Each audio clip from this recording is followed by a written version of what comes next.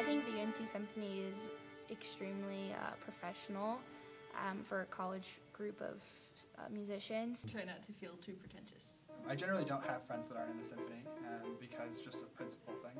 Where's hair and makeup? Welcome to Masterpiece Theater. We are really professional musicians in training. I know, we wear Darth Vader masks every One of the special things about being at a university like this is that students have access to an incredible number of performances by UNC-sponsored ensembles and ensembles from the rest of the world. Well, I think we're the major large outlet for great symphonic repertoire. We are an ensemble that you come to hear Beethoven's symphonies and Brahms and Tchaikovsky and the great standards, as well as new music, and of course also the collaborations with other ensembles.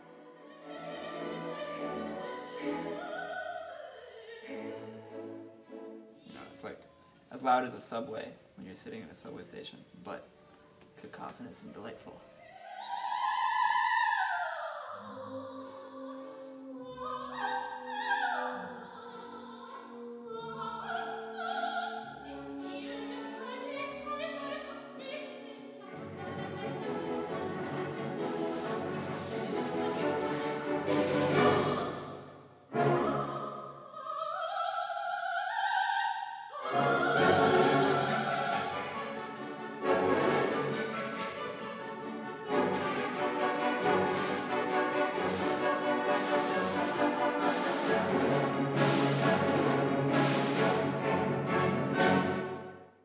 Well, this was actually Professor Kang's initial idea.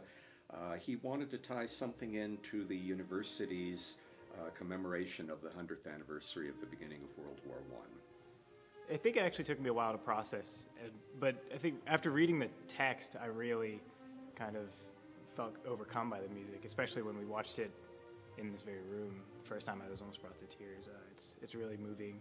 I was experiencing some intense stomach pain and actually had a stomach virus the first time I listened to it. So it was extremely painful, but it was also beautiful, and it alleviated a lot of that stomach pain.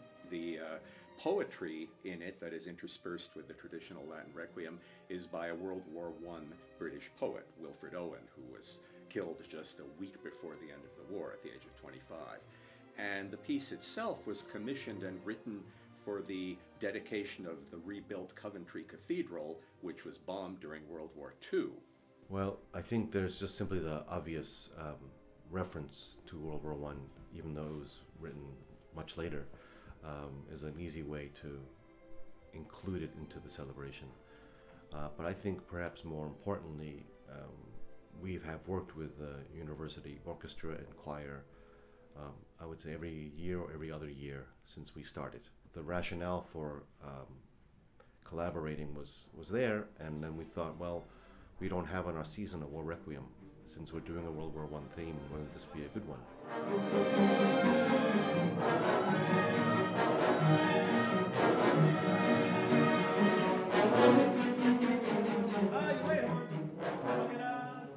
The Britten War Requiem, of course, the material is extremely potent.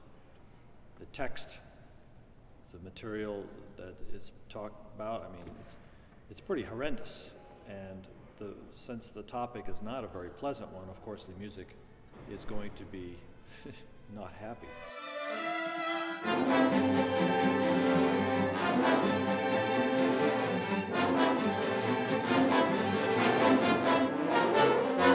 The first time I heard any of it was maybe like a year ago when Tonu told me that we would be playing it, and I went out and listened to some of it, and it just made me very uncomfortable.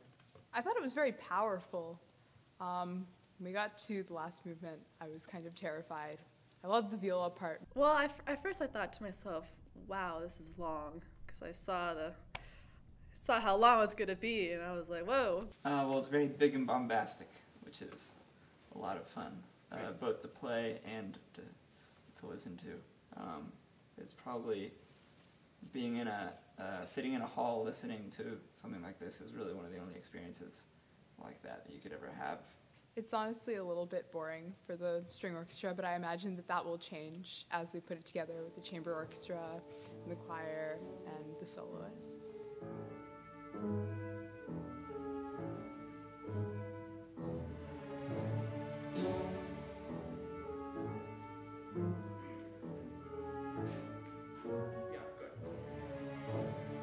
Early on, I'd always focused on the score and always saw it as a piece of music because I'd always been interested in the music of Benjamin Britten.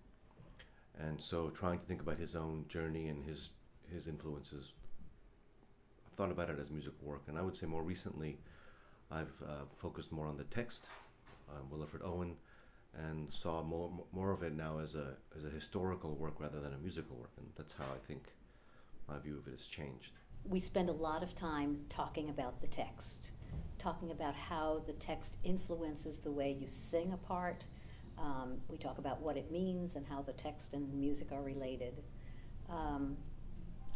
And I know that when I conduct orchestras, when I conduct choral pieces with the orchestra, I'm always talking to the orchestra about the text because it's something missing from their experience. The text is what makes it darker than anything else. Sometimes the music will be light or lively, but the words that they're saying are still very grim. Like the big moments in like the DSC area and stuff, they hit you, but then the subtleties later, I think, are what kind of sink in and really make it a very chilling and powerful work. You kind of expect Britten to provide some solace for this huge massacre, and instead he almost kind of shames it in a way. Britten was a very committed pacifist, and so I think he found it really important when he was thinking about what kind of work to write for this dedication of the cathedral, that he would include very anti-war, pacifist poetry interspersed with a traditional Latin Requiem Mass. My favorite thing to think about it is whether it's more in response to war or if it's more like religious. And there have been, like among scholars, there have been debates because, you know, it was like premiered and it was also celebrated the consecration of the cathedral, but then at the same time, it is so obviously based like from war, from Wilfred Owen's poems. Most of what I study is Latin, Greek, English literature and history, poetry and drama, and so it's, I guess there's a unity between music and, you know, the literature that I study of appreciation for form and for beauty and for complex ideas and emotions, really, really beautifully presented. The most special thing about the Britten to me is just the coming together of text and music in a way that's just more poetic than like anything really.